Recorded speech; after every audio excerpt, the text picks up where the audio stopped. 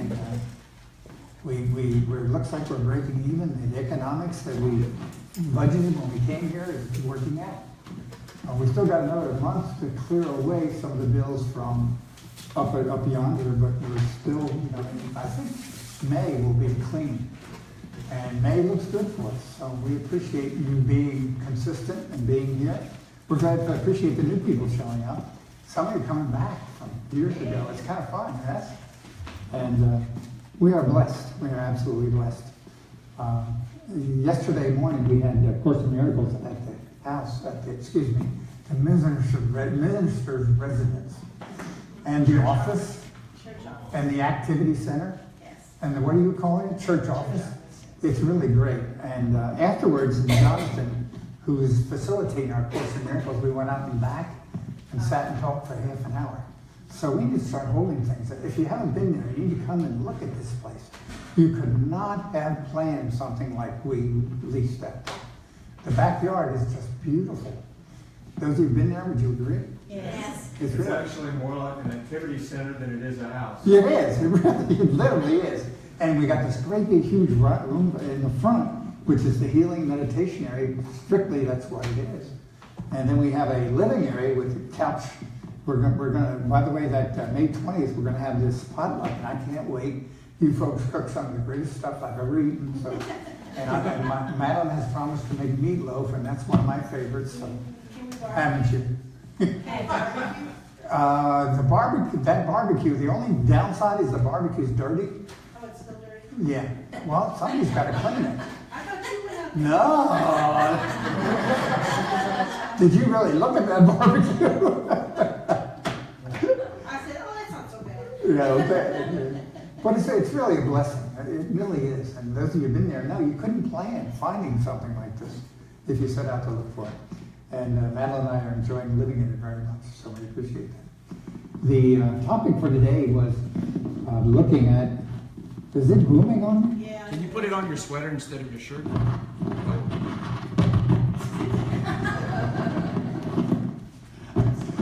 You got to know we're extemporaneous around this. It's called, how do I put it on my sweater? There you go. Is that going to work? Yeah. Oh, yeah. Thank you. Much better. Good. Now I'm going to take my notes out. Gee, I got to do all kinds of Still things. booming though. It's still booming? Okay. Again, I've been looking at this whole idea of change, and we're still on it. I got an article this week, and I wanted to share that with you. Those of you who don't know, on a national level, international level, the new president, he was elected last year and brought in as the CEO of Unity Worldwide Ministries, is a guy by the name of Jim Blake. Jim Blake has a big, extensive background. He was vice president of Unity back 10 years ago. He's done a lot of consulting and work in the corporate world. And he is in the middle of creating change for Unity Worldwide Ministries. Everybody there? Mm-hmm. Now, whether we know it or not, things are changing. I have seen enough. We've discussed, even the new material coming in is different. We went from the Course in Miracles for major channel communications, which is a mind conditioning, which is 365 lessons throughout the year of changing spiritual awareness within our mind. Guess what the Course of Love is, which came through 10 years ago, 15 years ago. It is about reconditioning the heart and allowing the heart to think before the mind does. So that's different stuff.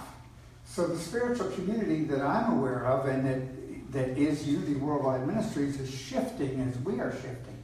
It was kind of fascinating to me to get this article. And there is a new dawn, if I can use that terminology.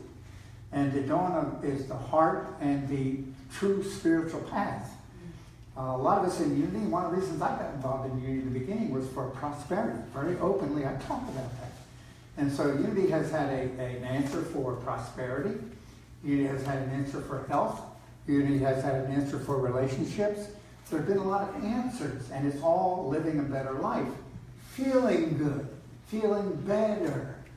Okay, now, there is an issue with that. If I'm feeling better, I'm still acknowledging that I'm not there. See, if you understand better than what?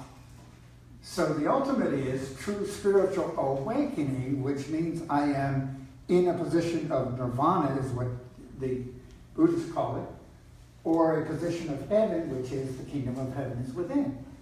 So our true potential is what? Child of God, which is complete perfection, absolutely. And how do we get there? So that's the questions that we're looking at, and that's where we're coming from. And there's a lot of new things coming through. The work that Donald's doing with the locality work, it's different stuff. Even the Buddhist chants and things are shifting. And the things are changing within the spiritual community, and guess what? We are on the cutting edge of that conversation. The church that we're building over there is not a glorious palace. Everybody there? It's not going to impress people, but guess what it is? It will be, and it is, a house of prayer. It is a house of meditation. It's a house of true spiritual awakening. See, it's not good enough, probably not the right word, for me. It's not good enough to just be better. It's good enough to be at one with Spirit, which is our ultimate return to the Father. The whole prodigal son is returning to the Father. And where's the kingdom of heaven? Within.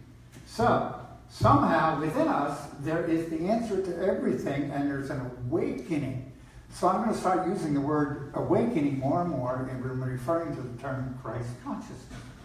Because we are in material consciousness. We are. Just because we're sitting in chairs and chairs are uncomfortable, would you agree that's material consciousness? It's the body saying, hey, I don't like it. Okay? And so the outside world is still running our life. I got up this morning and I was a little slow getting started. Anybody familiar with that?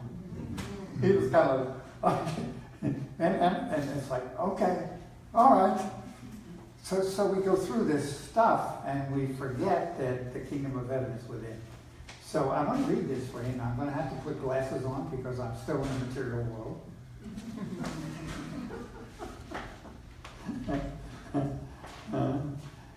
It is now the time for us to become masters of change.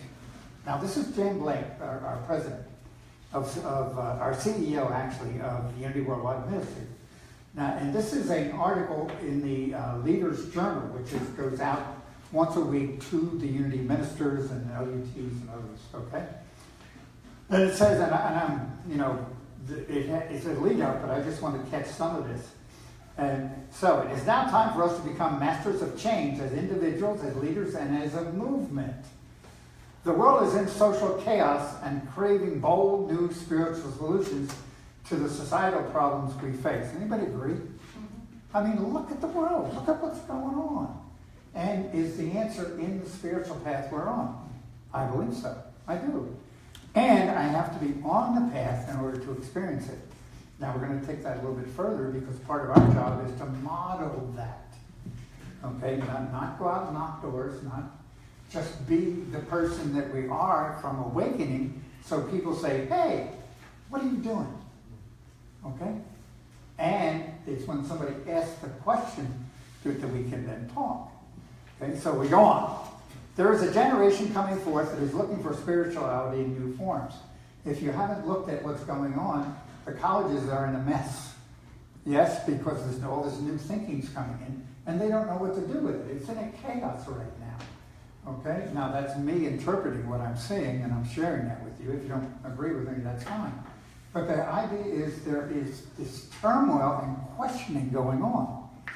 Okay? So it said, are we ready to consider a complete paradigm shift in all that we do to find ways to serve them, while we continue to serve those loving souls we find in our communities today?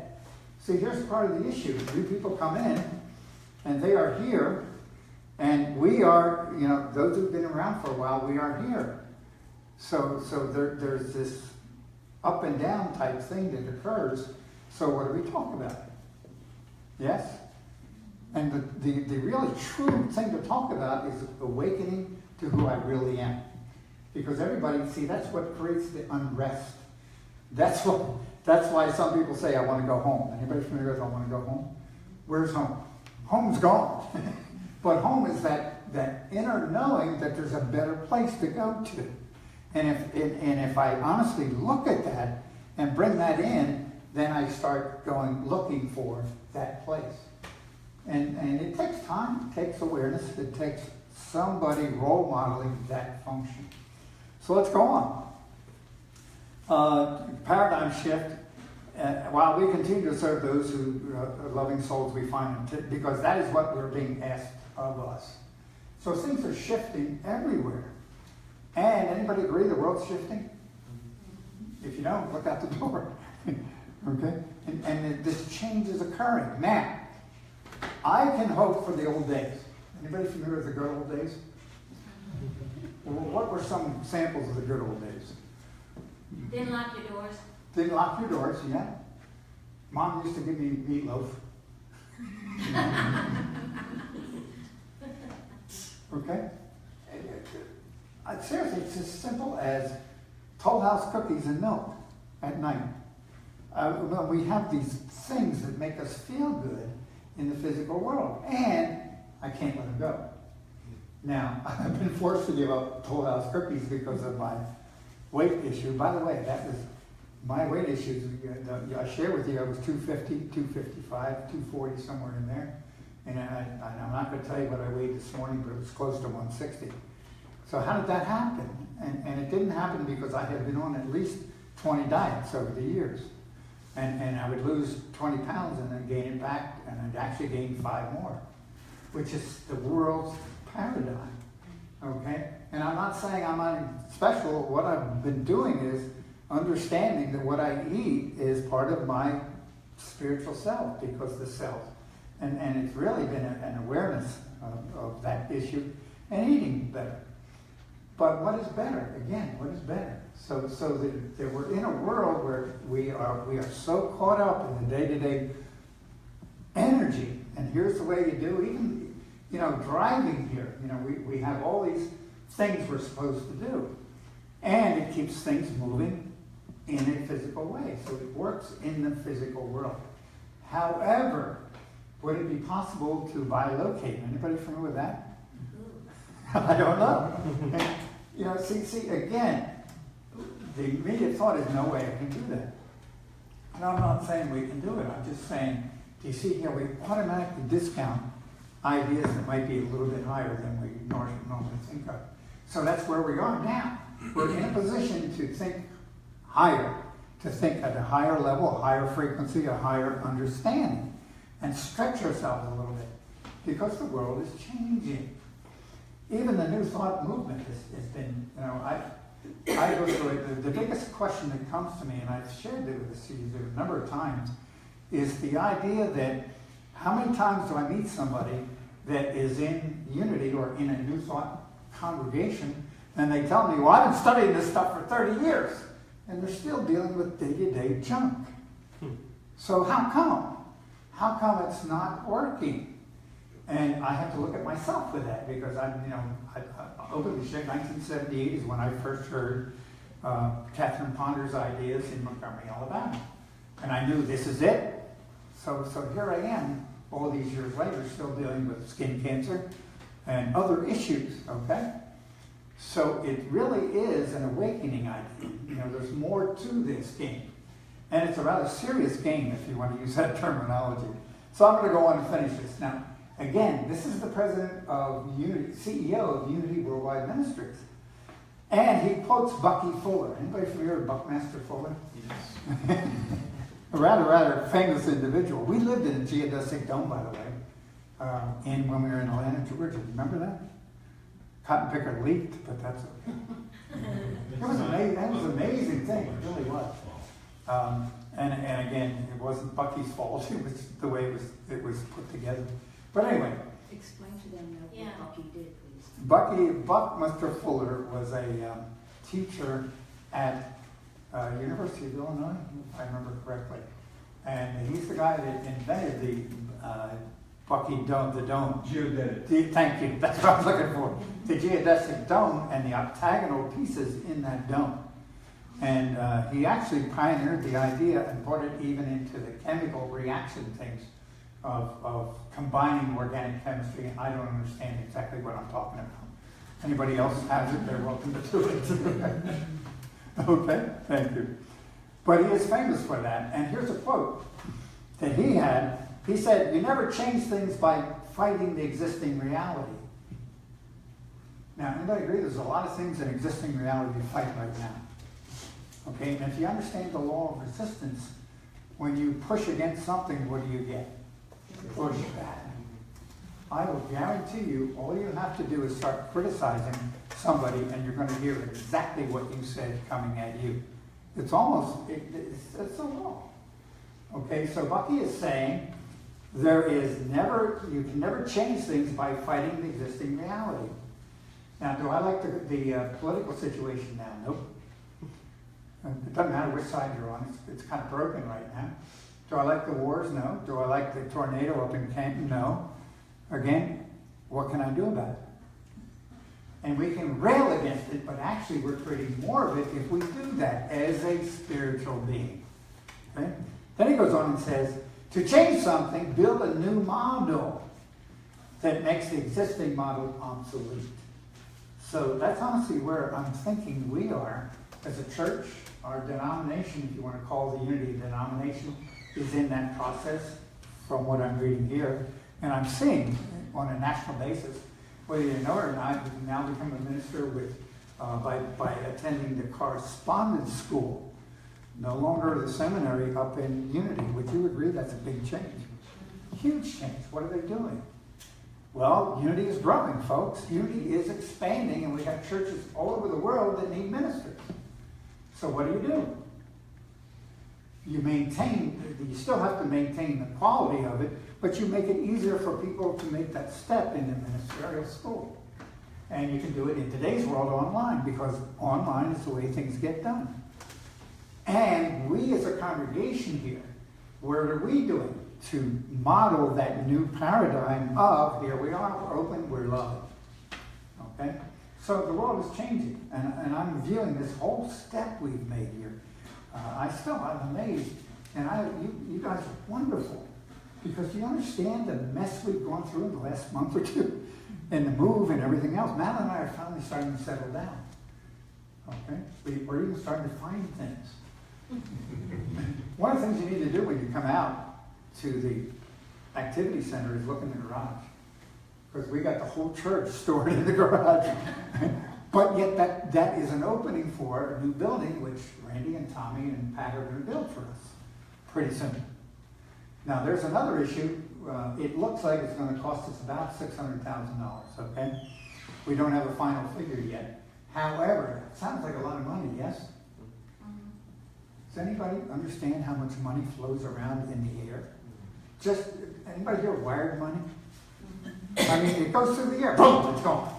And it's over here. It can happen immediately if we shift our paradigm and our beliefs. Okay, and I believe that. Now, some of us, we have to go through fundraising drives, and we have to knock on doors and twist people's arms. And there's no sense in going there, because spirit is supply. Okay, which might be a new paradigm for some of us, okay? But it's moving into that idea that I am a child of God. And as a child of God, I am fulfilled right now. And when we get a community together, last week we did a quick meditation, remember that? Want to do it again? What meditation? We did a quick visualization. Oh, yeah, got it. Okay? And all we did was take a minute and go, so let's do that. What I want you to do is close your eyes, take a deep breath, and relax. Those of you who've seen the property right down the street know that it's a big 3-acre triangle. And what's planned on there is a beautiful building. The building is really a rectangle. It's 5,000 square feet. And it has a green metal roof on it with a steeple. And it is white Texas stone outside. And that building's going to be close to the corner. And behind it is going to be parking lot, and trees, and a labyrinth, and a couple of gazebos, and parking, and benches. Might even be a bird or two in the trees. Tommy shares with me that he has a friend who owns a nursery who has already read for 40, 50 trees. And this is created. And the minute we are in harmony with each other, that occurs. So I just want you to see, come in the door, which is a portico. There's going to be a roof so that we can pull up and unload people in the rain. And then you come into the gathering area, which is right in the middle of the church. And then as you walk in, the sanctuary will be to the right through double doors. There'll be the library books right on that wall. Lounge, chairs, tables. At the back of that gathering area is our kitchen. Walk into the sanctuary and sit down, get ready for our service.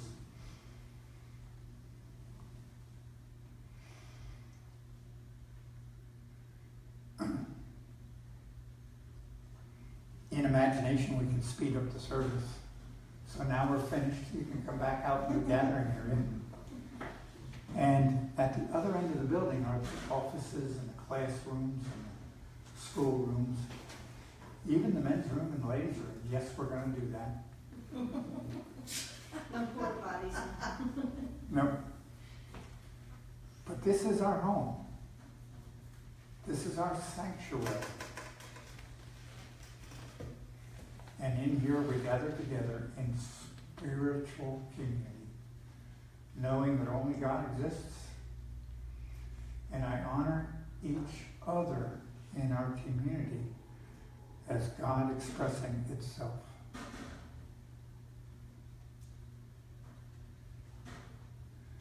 Another thing to consider is, as we moved, I knew there would be some people that wouldn't make the trip because it's geographically a distance.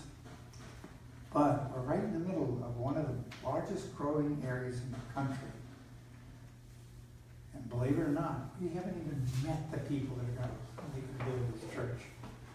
So I want you to just pretend you're saying hello to new people and loving them. And we bring them in, and they are blessed. And that's enough. So we can say, thank you, Father, Mother God, and come on back. Okay, now just that brief exercise, folks, as it makes a difference. Okay? So, You left out the garden in the back, the what? the garden. Oh, yes, yes. Put that in there. That's in there. Mary asked if we could have a part of a place to plant a garden. Tomatoes and Yeah. cucumbers. Lots of room. Lavender. Wow, lots of room. We keep adding that. We have a labyrinth committee almost now. Okay? So things are happening. See, that's what occurs. The next step, every step you make, new things come up. People have new ideas. There's a thing, of course, Love talks about thinking and thought and the difference. Thinking is the random thinking that occurs during the day. And most of the time it's the same thinking. And occasionally you get a thought. And that thought generally is spirit nudging you saying, hey, which is the garden, which is the gazebo, which is somebody now wants to put up a memorial bench for somebody that passed on. So all these kind of things will start happening as we go. Mary? And quantum physics says it's already. Yeah. Quantum physics. Katya's not here, but we got some quantum physics buffs. Rick keeps me pretty much online, and Katya would make sure I was right, because I got off a little bit too much. But I still believe we create our own world, okay?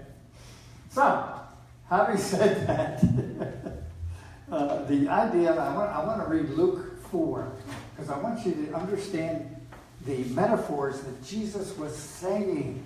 And of course, I'm dealing with the Lampson translation. And I better put my glasses on. Terry, see, I do use them. Okay? And Luke 4:18 says, now I need a little bit of a lineup here. Jesus, when he came back and was into wherever he was, as far as we know, history says he was in India and Nepal, etc. And there are records that say there was a Yeshua there, but that's another story.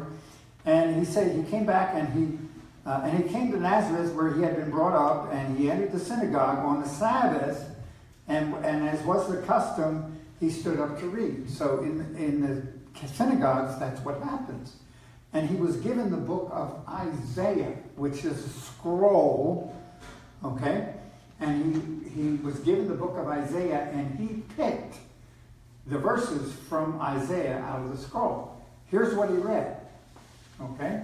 Now remember, Jesus is the metaphor for all of us. See, Jesus is the master shower, our model, okay? And he said here, the Spirit of the Lord is upon me. So in my article, I changed it to say the Spirit of the Lord is upon us. Anybody agree that that's a common spiritual conversation? So the Spirit of the Lord is upon each one of us.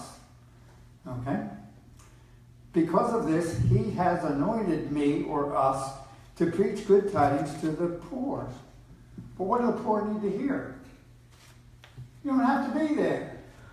You can change your thinking, and there's a way to come out of where you are. Hello? Does that sound like a pretty good mission for us? Sure. And then it goes on and says, to the poor, and he has sent me to heal the brokenhearted. How many people are disappointed? How many people have had people die? How many people have lost a job? How many people have had a problem with anybody familiar with teenagers? You couldn't believe the conversations we get into sometimes with folks because they're dealing with things, okay?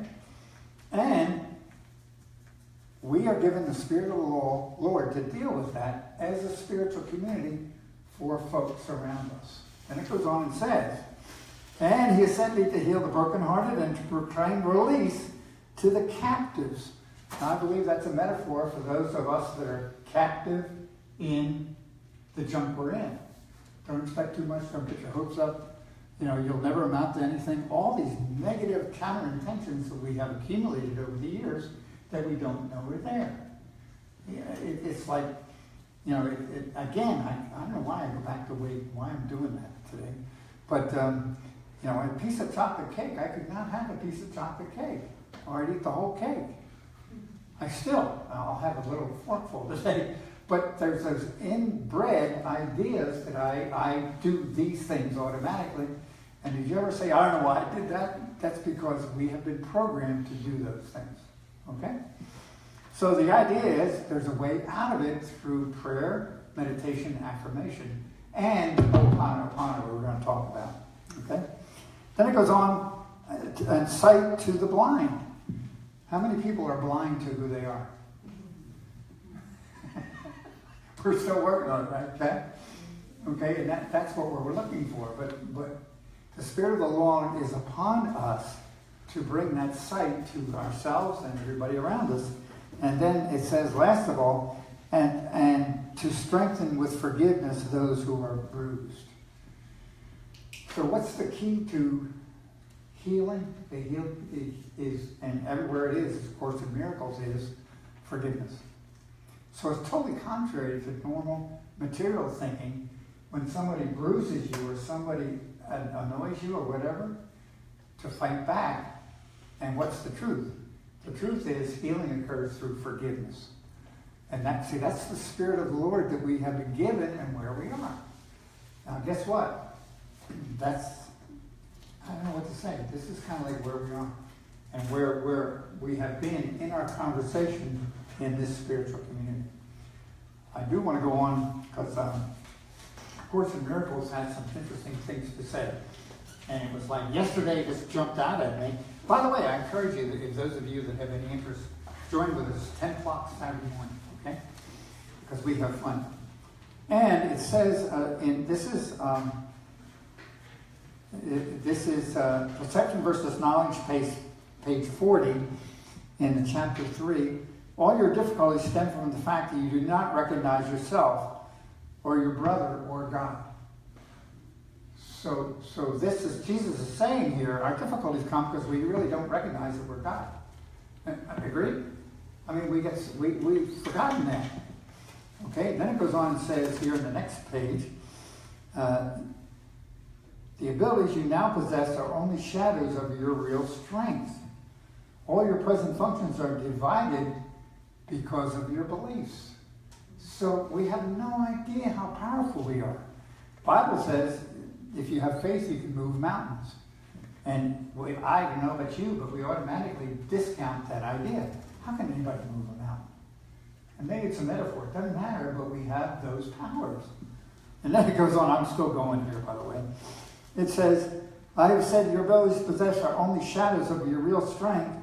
Prayer is a way of asking for something. It is the medium of miracles, but only the meaningful prayer is for forgiveness. So all we have to do is forgive and give up. This whole idea, I shared with you that, I got into this affirmation thing, and some of you are in it.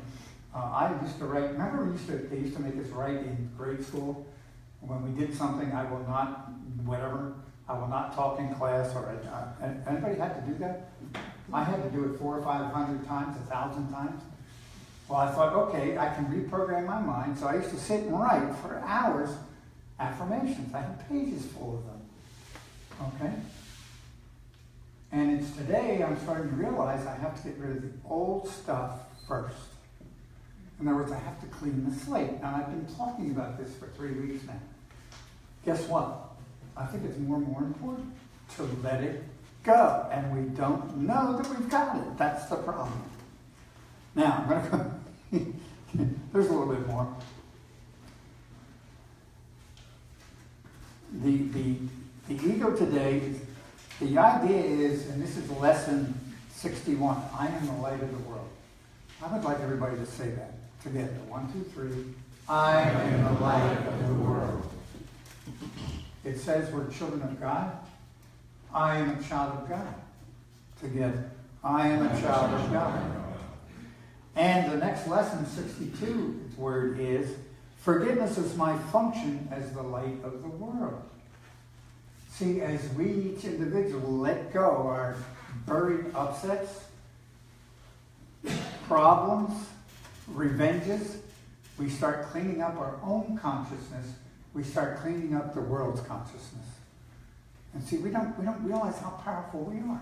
But the books keep saying over and over and over again.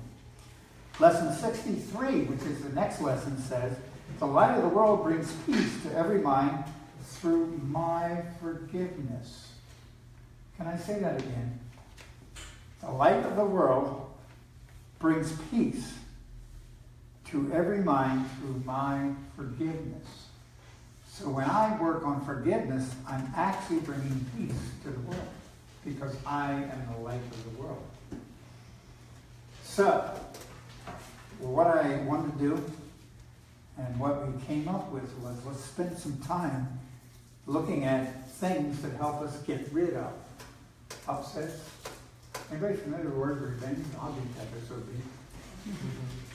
Anybody here been cut off lately and the first reaction is, you come to a stoplight, we should call it a green light, but anyway. But you come to a stoplight, and if you notice, the guy next to you stops here and you pull a little bit up, they have to come up to the same level you do. And anybody here ever gotten involved in drag racing from a light? There's always that thought, oh, I need to get ahead. And see, that's innate, that's part of what we have learned. And that's the thing I believe we need to let go, because it doesn't really matter. So, the modalities, number one, meditation, because as far as we know, when you go into the silence, you start listening to God. See, prayer is asking, talking to God. Meditation is listening to God. And it takes time. It is not easy to be a real meditator, because it takes time. Okay, now there are steps that can be made. There are functions, there are ways to do it that are helpful. Pat practices contemplative prayer. Donald works with Kelly's work. Awake awareness. Okay. I was trained originally in the Hindu meditation through Kriya Yoga and Paramahansa Yogananda. Now, they're all very similar, but it means we have to take a practice and work with it. And when we first start, it's a mess. Anybody here? It's like you can't sit because your mind goes. Okay, well, guess what? That's the world going. I'm not gonna let you go. I'm gonna keep you in this process. Okay? So that's what we're dealing with. So I did want to cover then one of the other things, which is Ho'oponopono. In your bulletin, there is a page of Ho'oponopono. Okay? And it's third page in, second page in. Okay? Those of you who've been through that, you know this. But I will share with you the idea behind it.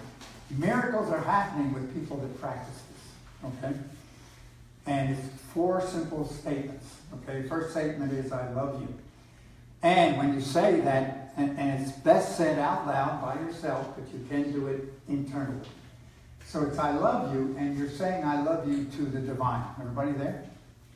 I love you, I love you, I love you. With feeling. Next step is please forgive me, and what's behind that is please forgive me because I don't know how I created this mess.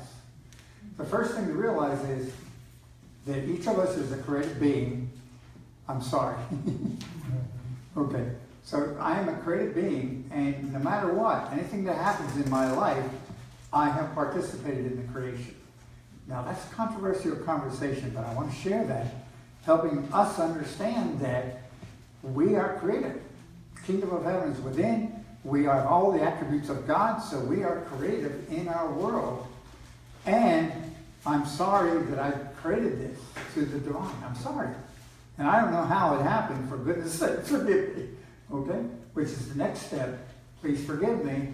And what's unsaid there is go inside and eliminate all the counterintentions that are stored in my subconscious mind. Everybody there? Now, just by saying that over and over and over again, the next step is saying thank you. And when I took you during meditation, I took you through this. And it's really simply saying thank you, divinity, for doing it and clearing things up in my life. Now, the only way you know it works is you try it. It doesn't matter what order. No, it doesn't matter what order you say it in. I happen to say it in that order. That's the order that they shared it with us. Has anybody been using it? Some of you I know are active. Sue?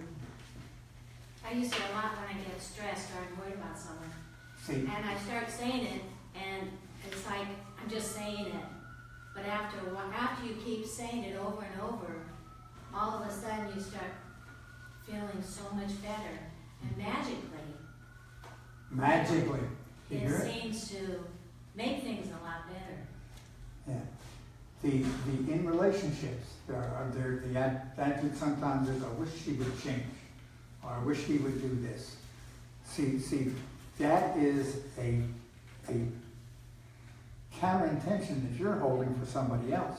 So you're actually creating that in the other person, possibly. So when we go into this, it shifts the energy, and you'd be amazed how Madeline has straightened out. I love you. I'm sorry. Please forgive me.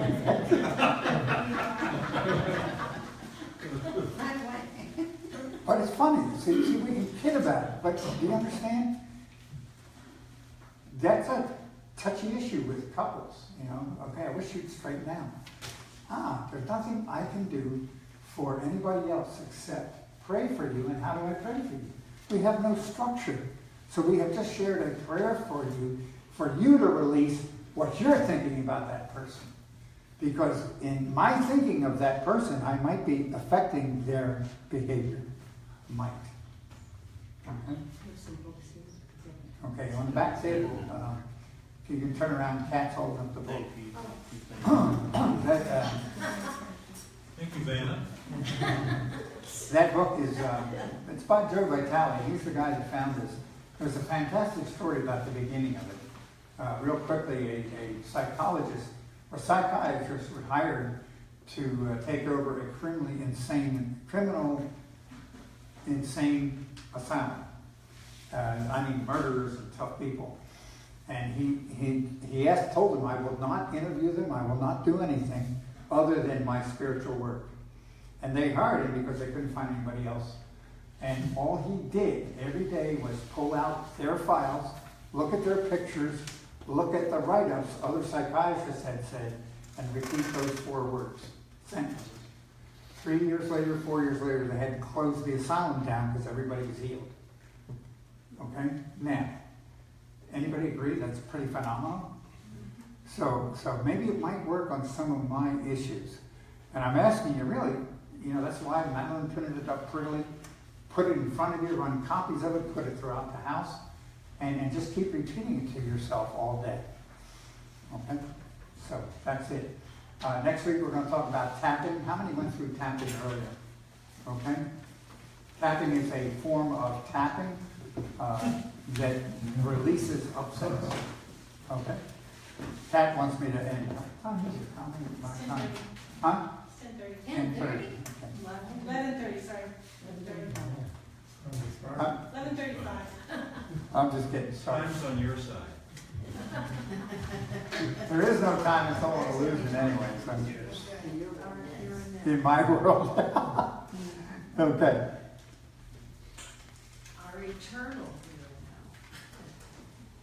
Yeah, I'm just thinking.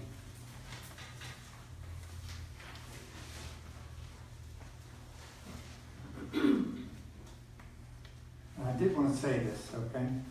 We are talking breakthrough stuff. We're not talking small stuff. We're talking breakthrough, life-changing issues, okay? I think we have a tendency to talk about anything that feels good, and please don't go any further. But for me, the mission statement of this church is empowering transformation in lives. And transformation means awakening, okay? So it's kind of like the ministers have a tendency not to upset people too much. Anybody agree we're going for big stuff?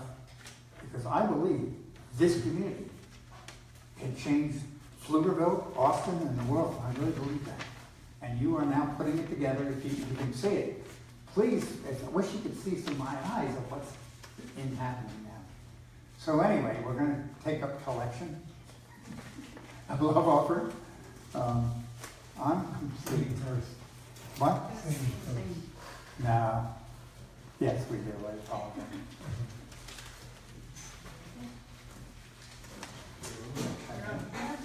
Go ahead. Thank you.